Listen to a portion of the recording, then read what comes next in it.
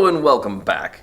This weekend is Shakespeare's birthday, which is my absolute favorite holiday. Shakespeare's birthday is the one time of year where you have an excuse to walk around and read sonnets to everyone you see and get away with it without seeming, well, I guess you still kind of seem weird, but you know what? It's not quite as weird as just doing it randomly. At least you have an excuse. So I like to celebrate Shakespeare's birthday, as I said, by reading sonnets to absolutely everyone. I walk around with a book of Shakespeare sonnets, and I start at the beginning, and I try to work my way all the way through the book by the end of the day. And then, if I can, I even go through it a second time. So I read to people in the grocery store, I read to people at gas stations, I read to people at food places, and while I'm at school, I walk around and read to all of the people here. I like to take my class and walk around and have my students read sonnets to other people, and that's always a whole lot of fun. We celebrate Shakespeare's birthday on April 23rd, although we're not exactly sure what the day of his birth was. It was pretty close to that day. The reason why we celebrate on that day, though, is because we know that Shakespeare died on April 23rd. So his death day is very close to his birthday, within a couple of days.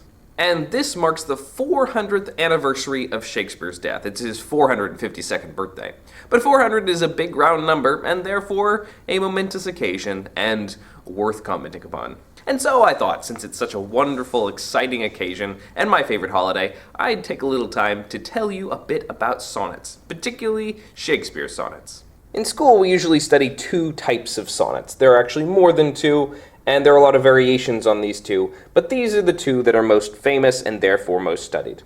The first and older form of sonnet is the Italian sonnet, which has 14 lines, as all sonnets traditionally do, and has a rhyme scheme of A, B, B, A, B, B, A, C, D, E, C, D, E.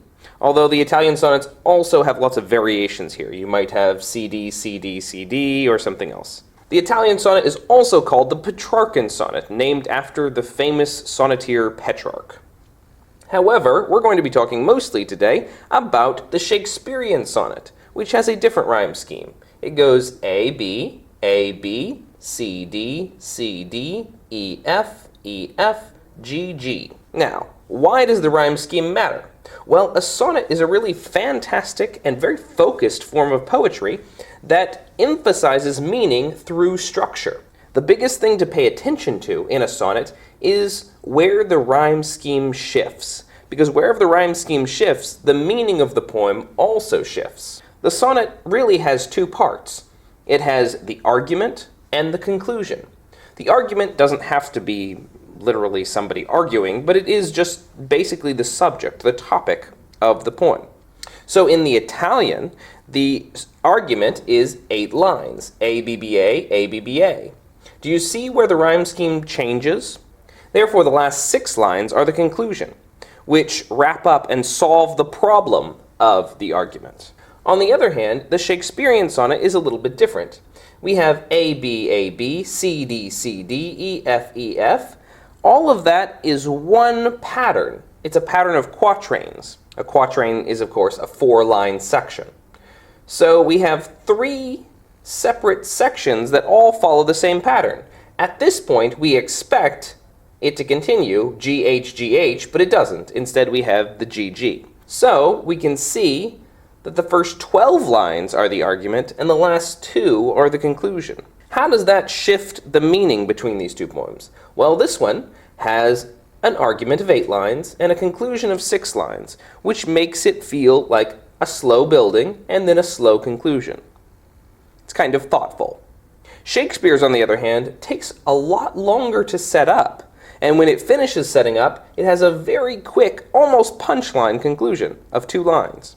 Also with Shakespeare's, you can subdivide the argument into 3 sections. The first section, the second section, the third section, which are often divided sort of if you have ever written a 3-point essay. The Shakespearean sonnet kind of sounds like that, with the first point, the second point, the third point, and then the conclusion. Also, if you wanted to slow it down a little bit and make it sound a little bit more like the Italian sonnet, you could use your third point as a transitional kind of point. The turning point between the argument and the conclusion is called the Volta. So in this, the Volta would be right here. In this one, the Volta would be right here, although you could take this whole sort of quatrain and make it into a turning. So how does that look? Well, let's say we wrote a Shakespearean sonnet describing the beauty of the one we love. So the first 4 lines might be about my love's eyes. The next 4 lines might be about my love's hair. The next 4 lines might be about my love's voice. But the last 2 lines are the turning point or the twist, and the conclusion might be that she doesn't reciprocate that love. She doesn't love me back. So I can spend all this time setting up how beautiful she is, but she doesn't care. Notice how that kind of feels like a punchline. Whereas in the Italian, we would take less time doing that. We might still break it into 2 separate points with the ABBA, ABBA, but we would have a slower conclusion so it wouldn't feel quite so abrupt. One of my favorite examples of examining the Italian sonnet is Christina Rossetti's Monna Innominata, which is a wonderful and lengthy poem. It is a sonnet of sonnets, she calls it. It is actually 14 Italian sonnets, and each of the sonnets fall into this pattern. So her first 8 sonnets actually develop the overall argument, and the last 6 develop its conclusion. It's brilliant and deserves its own video. Now that you have an idea about how a sonnet functions and its form, you have a good way of starting into Shakespeare's sonnets.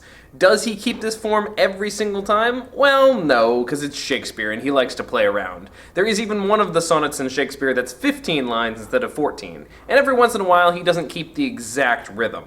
The thing is, by consistently following the rules, when he does make an exception, it stands out, and it creates a new kind of meaning. So Shakespeare wrote 154 sonnets, and they're really great to read as a set, because even though each sonnet is its own poem and stands alone individually, you can also see the overarching themes and characters and ideas developed by the poems. It isn't a pure straight progression, but you do see trends develop. The first several sonnets are an argument that this young man should seize the day and go out and be married. And the basic form of the argument is the idea that you are young and you are beautiful. Therefore, you ought to pass that beauty along by marrying and having offspring. If you wait until old age, or you just go ahead and hang on to your beauty and let it die with you, that's really selfishness. Therefore, seize the day and make babies. When 40 winters shall besiege thy brow and dig deep trenches in thy beauty's field, thy youth's proud livery, so gazed on now, will be a tattered weed of small worth held. Then, being asked where all thy beauty lies, where all the treasure of thy lusty days, to say, within thine own deep sunken eyes were an all-eating shame and thriftless praise. How much more praise deserve thy beauty's use, if thou could answer, this fair child of mine shall sum my count and make my old excuse, proving his beauty by succession thine. This were to be new made when thou art old, and see thy blood warm when thou feelst it cold. Notice how if you grow old and ugly, then you can't claim your beauty anymore. The beauty that you had in your youth, you can look back on that and say, oh, hey, I don't have that anymore. But if you have a beautiful child, then you can say, hey, you want to know where all my beauty went? There it is right there. Look at little me. Even though I've grown old and wrinkly, I still have beautiful kids. However, after a while, the sonnets shift in theme and stop talking about having children so much and just generally praise the beauty of the object of the poetry. Like the ever-famous Sonnet 18, shall I compare thee to a summer's day? Thou art more lovely and more temperate. Rough winds do shake the darling buds of May, and summer's leaf hath all too short a date. Sometime too hot the eye of heaven shines, and often is his gold complexion dimmed. And every fair from fair sometime declines by chance, or nature's changing course untrimmed. But thy eternal summer shall not fade, nor lose possession of that fair thou owest. Nor shall death brag thou wanderest in his shade, when in eternal lines to time thou growest. So long as men can breathe or eyes can see, so long lives this, and this gives life to thee. Notice what is preserving the youth and beauty of the object of this poetry here. It's not children anymore, now it's poetry. And so Shakespeare's ability to write beautiful poetry takes precedence after a while. And so a lot of the sonnets deal with the idea of love, and the idea of eternity, and the idea of time, and the idea of taking advantage of what you've got. Also the idea of how do you express love? How do you express beauty? Later, towards the end of the sonnets, another character emerges, Shakespeare's dark lady. She's sort of a counterpoint to the fair youth of the first several sonnets. In this section, we get the very famous Sonnet 130, which sounds kind of insulting until you get to the end. My mistress' eyes are nothing like the sun. Coral is far more red than her lips red. If snow be white, why, then her breasts are dun. If hairs be wires, black wires grow on her head.